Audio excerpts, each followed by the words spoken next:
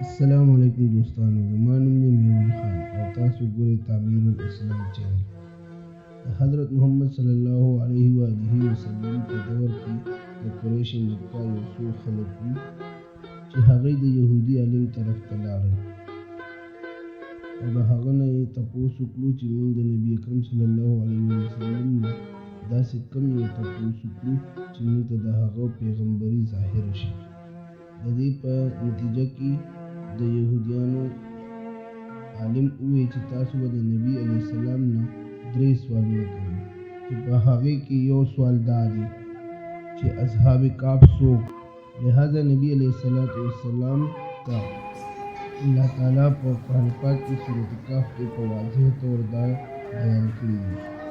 سورة کهف کې دا هم شته چې کله هغه 3 ځوانان چې کله د غار په دننه تلل، نو هغوی وویل چې ای زمونږه پروردګاره، په موږ باندې خپل رحمت نازل کړه او زمونږ کارونه صحیح درست مهیا کړه. نو بیا موږ د هغوی په غوږونو باندې د خوب پردې واچولې، یعنی هغوی مو اوده کړل.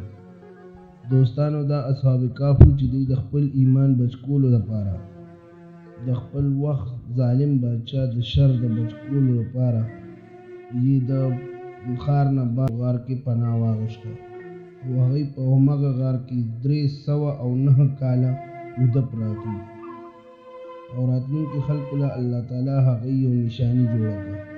چې کوم خلک زموږ په ذات الله باندې بروسه ساتي او د حق په لاره کې وځي، موږ نه صرف د هغوی حفاظت کوو بلکې هغوی ته خپلې لارې هم کولاوو. که تاسو سره څه سازو سامان نه وي او دا ټوله دنیا هم ستاسو خلاف شي، بیا هم د دنیا یو څیز تاسو ته هیڅ نقصان نشي درکولی. خو په نننۍ ویډیو کې موږ د ساینس په طور باندې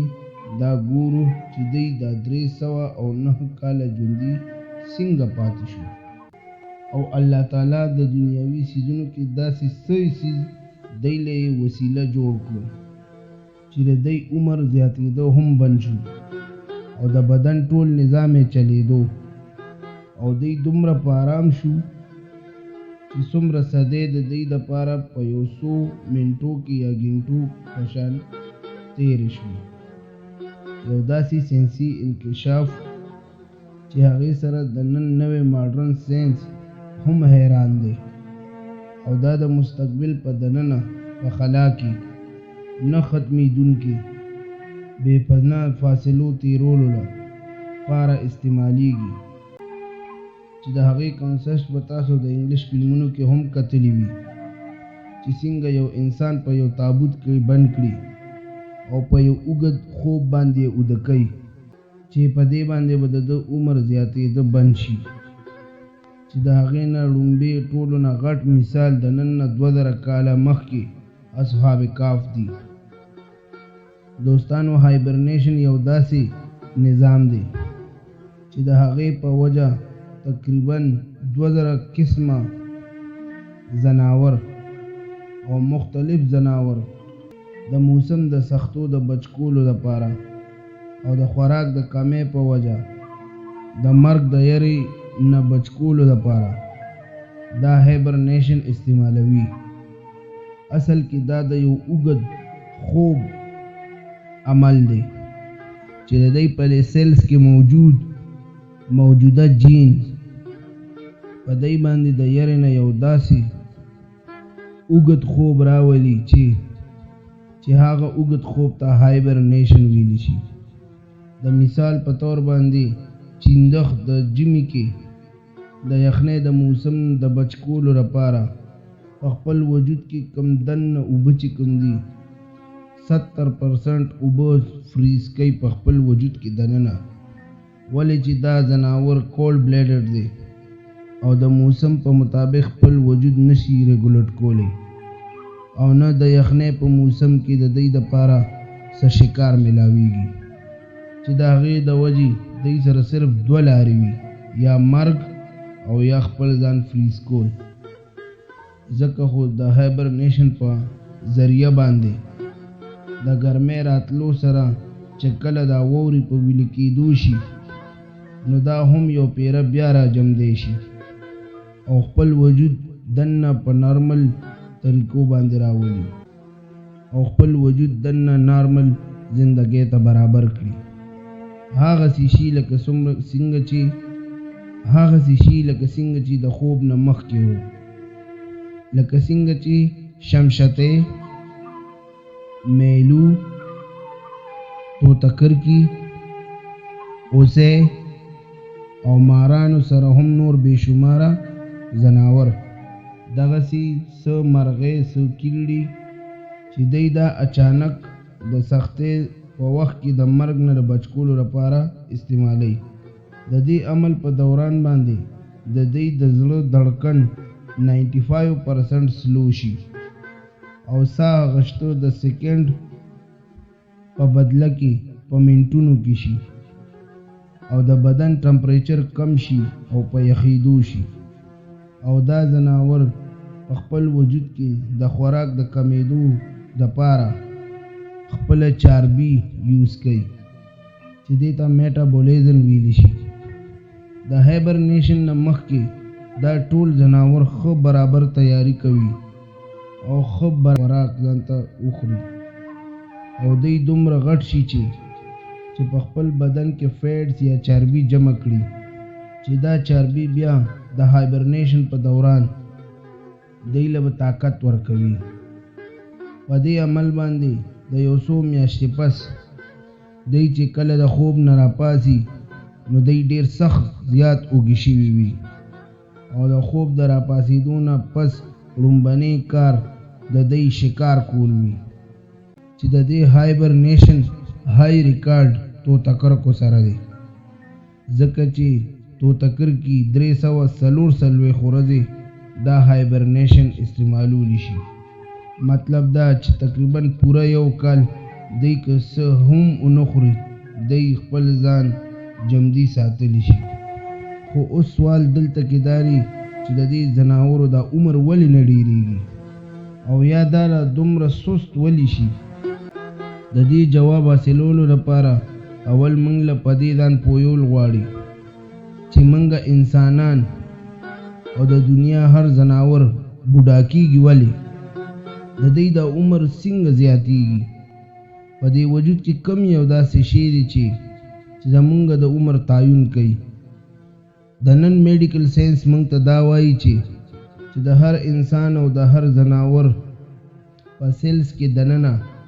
د کروموسومز په سیډونو باندې چې هغې ته ټیلومیرز وایي، وخت تېرېدو سره چې دا په مزه ختمیږي نو دې سره زمونږ وجود هم بوډا کېږي، ځکه د دې تعداد په یو لیبارټرۍ کې ټیسټ شي چې په دې باندې د ځناور د بقایا زندګۍ پته لګي. خو په دې تجرباتو کې دننه هایبر ریشن عمل په ذریعه باندې ساینسدانان د عمر زیاتېدو د عمل په مزه کېدو کې کامیاب شوي دي چې دا ټول دی د دې ځناورو نه زده کړي دي، ځکه چې دوی په سخت حالات کې هایبرنیشن استعمالوي او د هایبرنیشن سره د دوی عمر زیاتېدو هم ودرېږي چې په دې کانسپټ باندې یو مشهور فلم پسنجر هم جوړ شوی دی چې د هغې کیسه داسې ده چې د 50,000 کسانو او 2,500 سپیس شپ ورکر یو ګروپ یو نوی پلانټ هوسټیټ کې بعد د ځمکې نه 6 لایټې را اوچت دی چې دا دومره فاصله ده چې یعنی په دنیا کې د ټولو نه تیز موجود سپیډ اف لایټ چې دومره تیز دی چې 3 لک کیلومتر هغه په یو سکند کې وای. که دوی دا هم حاصل کی او په دغه سپیډ باندې لاړ شي بیا به هم انسانانو ته دغه ځای ته رسیدو باندې 6 کاله لګي. اولنۍ خبره خو دا ده چې انسان دومره تیز رفتاره سیز کې دننه اړو مزل نشي کولی،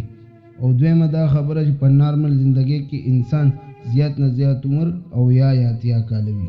خو دا ممکن جوړولی سي صرف هایبرنیشن عمل. دلته کې دا خلک داسې په یو تابوت نما شکل کې بند کړي او په همغه ماشینانو کې اوده کړي چې هغه ماشینان دی هایبرنیشن ته بوځي، ځکه چې د دوی عمر زیات نه زیات په کمیدو شي دا ځکه چې د دوی دا زندگی دومره انتها طریقې سره په مزه شي چې د دوی دا 40 کاله کې ورسی. اول ته کې بیا خپل زندگی تیروي، خو په دې ماشینانو کې پس خرابې په وجه یو کس راپاسی او ورته پته ولګي چې دغه نوې پلانټ ته رسیدو ته اوس هم د 80 کالو ضرورت. دا هغه د مستقبل ټیکنالوژي ده چې په دې باندې انسان د خلا په گہرایۍ کې یر سپیس کې په دننه د استعمالولو والا دي چې ولې چې د دې قدرتي عمر د دې قابل نه دی چې دې په ټول خپل ژوندۍ کې د سولر سیستم نه هم بار شي چې دا غینه اخو موږ ته څومره جهانونه منتظر دي. اوس دا کانسپټ چې په دماغو کې اوساتو او په دې باندې د قرآن پاک یو آیات دی چې په هغې باندې غور وکړو چې په هغې کې الله تعالی فرمایلی دي چې موږ د دوی په غوږونو باندې د خوب پردې واچولې او چې کله نور روختو